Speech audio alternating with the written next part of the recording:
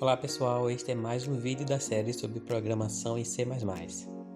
Hoje vamos aprender o que são iteradores e ver várias funções da biblioteca padrão do C++ que utilizam iteradores para resolver problemas bem comuns em programação. Para entender o conceito de iteradores, vamos pegar esse exemplo que usa somente um vetor simples. Com o for tradicional, eu faço o índice i variar de 0 a 9 e mando exibir cada item vi.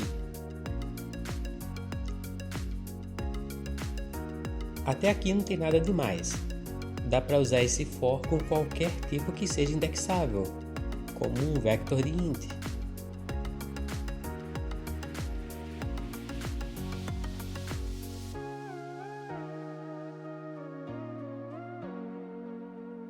Mas não dá para fazer dessa forma com tipos que não sejam indexáveis, como o tipo list, que representa uma lista encadeada.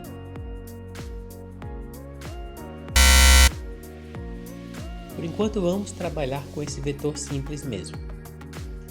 Vamos mudar a forma como estamos percorrendo os itens do vetor para uma maneira mais genérica. Vamos fazer o seguinte: vou definir um ponteiro para int, marcando a posição do primeiro elemento do vetor, int estrela b igual a v. Vou também definir outro ponteiro para int com a posição onde o vetor acaba. Como o vetor tem 10 elementos, eu posso só somar 10 ao início do vetor. Agora eu posso usar esses ponteiros para percorrer o vetor, mudando o for para for int estrela i igual a b, enquanto i é diferente de i++, e mando exibir estrela i.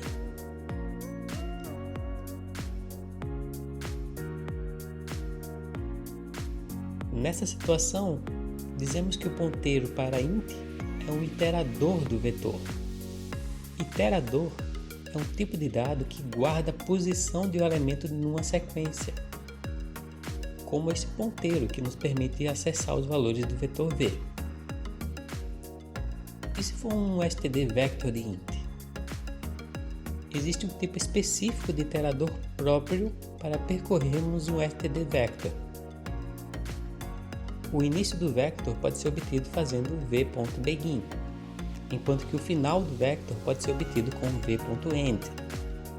No lugar de ponteiro para int, eu vou usar o tipo std vector int iterator.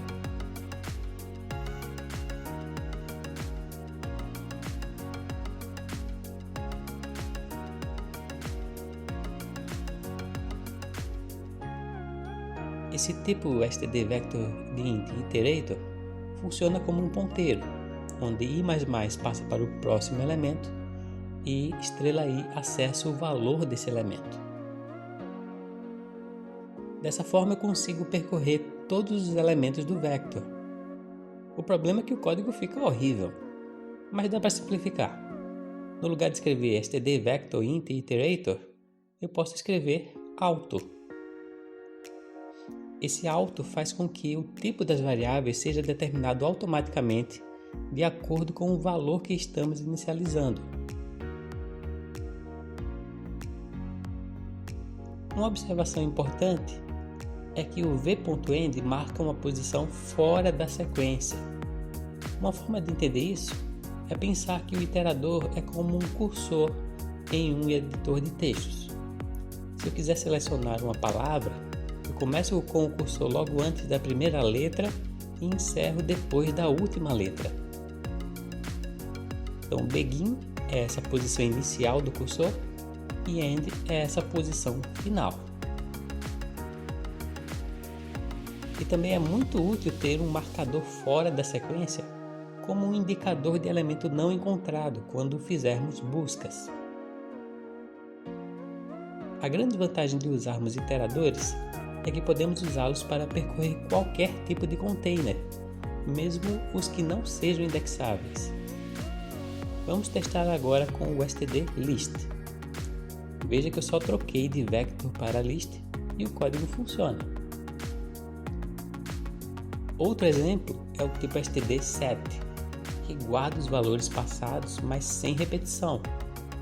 Vou só modificar o tipo para set e pronto, podemos ver os elementos agora sem repetição. O Range Based For, que já vimos nos vídeos anteriores, funciona exatamente dessa forma, utilizando iteradores. É só uma forma mais compacta de fazer esse mesmo procedimento.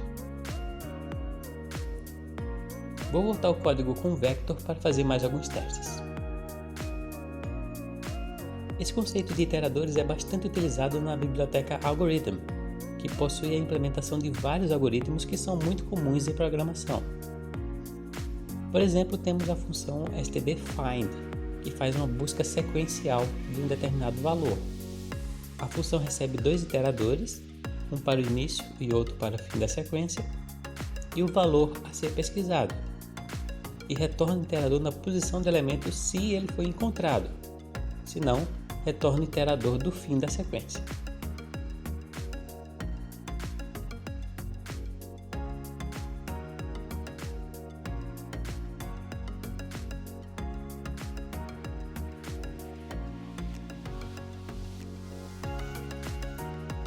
Eu posso obter o menor valor de uma sequência com a função MinElement, que retorna o iterador correspondente ao menor valor.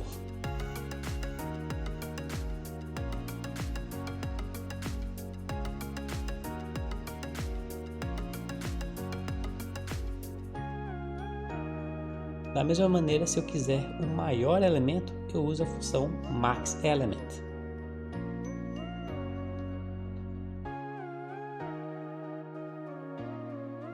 Se eu quiser contar quantas vezes um determinado valor aparece na sequência, eu uso a função stdCount.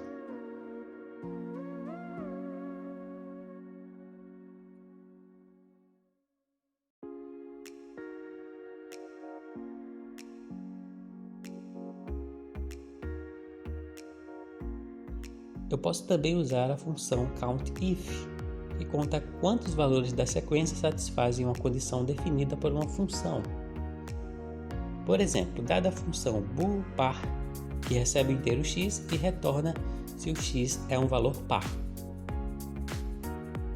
Eu posso contar quantos valores de v são pares, fazendo n igual a stdCount e be com a função par.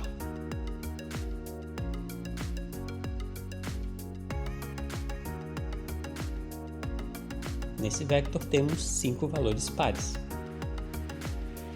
Da mesma forma, eu posso achar o primeiro número par da sequência com a função findIf. Se o valor retornado for diferente do final da sequência, então o valor foi encontrado.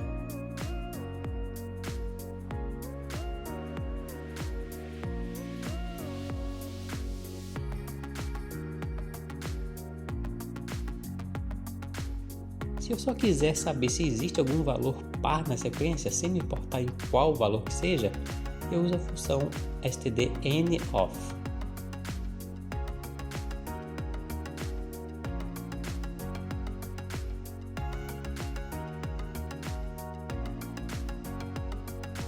Se eu quiser saber se todos os valores são pares, eu uso a função stdAllOf.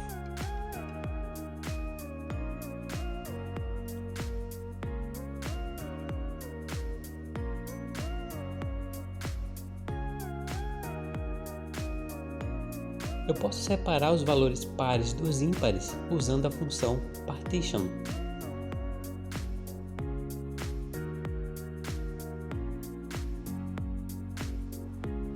Agora todos os valores pares vêm antes dos valores ímpares. A função retorna um iterador para o primeiro elemento que não é um valor par. Eu posso usar esse retorno em outra função. Por exemplo, se eu quiser o maior valor dos valores pares, eu posso chamar o MaxElement de b até i.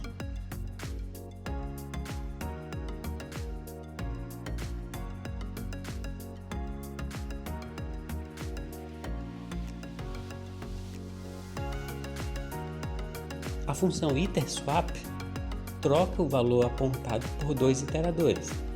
Por exemplo, se eu quiser colocar o menor valor na primeira posição da sequência, basta fazer iterSwap de b com o MinElement de be. Agora o número 1 é o primeiro da lista.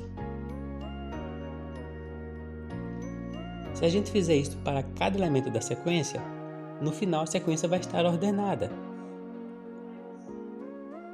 Esse é o algoritmo de ordenação Selection Sort em 2 linhas.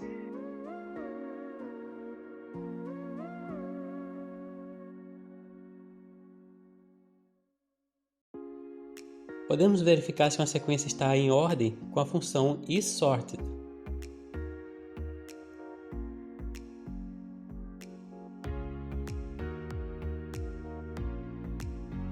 Vamos testar com o Selection Sort.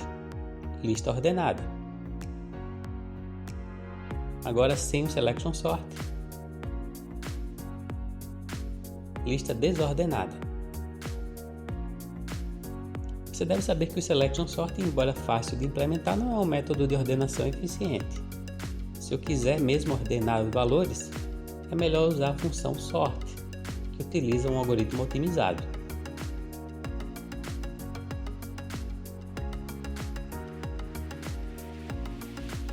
Vamos definir agora uma função que recebe um inteiro e retorna um float.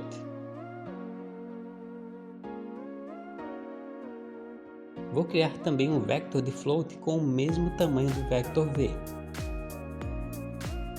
Eu posso preencher os elementos do vector w com os valores de v transformados, usando essa função f para fazer a conversão de int para float. Basta chamar a função stdTransform, passando be, wbegin e a função f. Vamos ver como ficou o vetor w.